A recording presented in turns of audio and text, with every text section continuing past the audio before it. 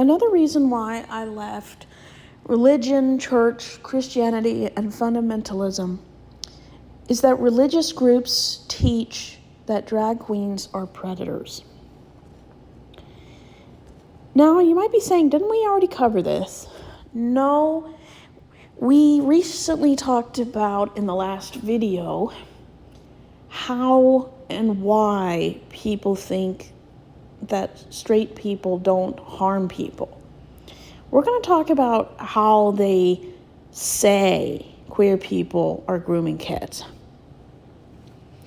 So if you've ever read the newspaper or watched television and they're talking about how drag queens are trying to get to our children and turn them into something they're not, this is a bogus lie.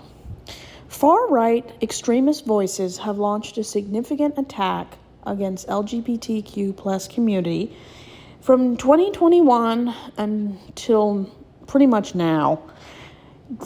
They like to demonize people with false claims that non-heterosexual people are child groomers who groom children in order to abuse, exploit, or control them. These false, malicious narratives have been weaponized to label LGBTQ plus community as groomers and has fueled a slew of hostile legislation and policies aimed at erasing the discussion of anything non-heterosexual. This takes place in schools, public libraries, parks, pretty much anywhere where family-friendly environments or events take place. They try to remove books from schools and public libraries. They like to ostracize, defame, harass, and discriminate against transgender people or perhaps people who dress up in drag. The result of this widespread hateful rhetoric has been a spike in harassment, threats, and violence targeting non-heterosexual communities. And violence that targets this community is increasingly getting more common. This dangerous development increases the risks that marginalized groups face daily because of false people and false accusations, accusing them of the vilest behavior imaginable in a way that specifically and implicably and explicitly condones violence.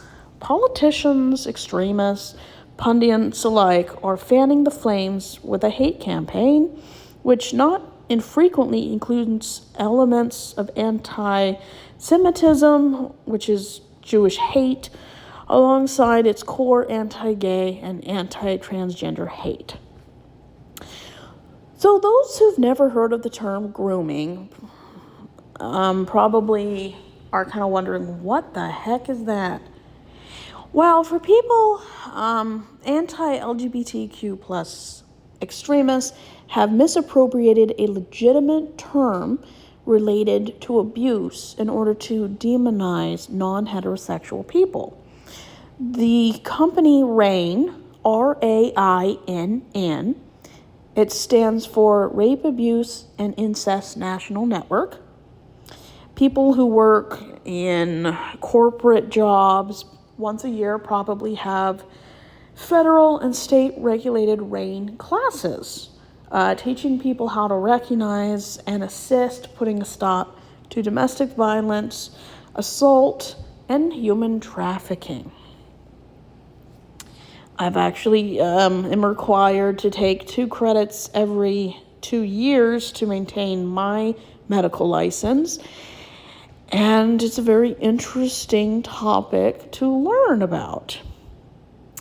Grooming is basically a manipulative behavior used by predators to gain access to potential vulnerable victims of any age or gender or orientation. They usually use coercion, manipulation, or secrecy to get a potential target to agree to abuse and reduce the risk of being caught. Grooming usually involves illicit behavior, drugs, alcohol, pornography, many very intelligent groomers usually get children to commit a crime or commit a moral or immoral activity which they keep secret, which causes the child to feel indebted to a predator. Usually the predator shares alcohol, cigarettes, pornography in an attempt to lure children into a trusting, power imbalance relationship, which is extremely inappropriate. True grooming can occur online or in person, regardless of the ages involved, sex, or position. Abusers may attempt to gain a young person's trust by giving them gifts and attention, and by taking them on special trips. Groomers may also attempt to form a relationship with a young person's family or friends to make themselves more trustworthy. So why do groups that want to stir up hate or protect the nuclear family, religious, secular, conservatives, why do they use this word? Because it's very clever. When anti-queer figures or institutions do not use terms like grooming or groomer legitimately or correctly, they imply or implicitly claim that non-heterosexual people are predators who are currently preying on children by discussing issues related to orientation and gender identity. They claim that teaching young people about these topics is somehow really intended to encourage them to question their gender identity and orientation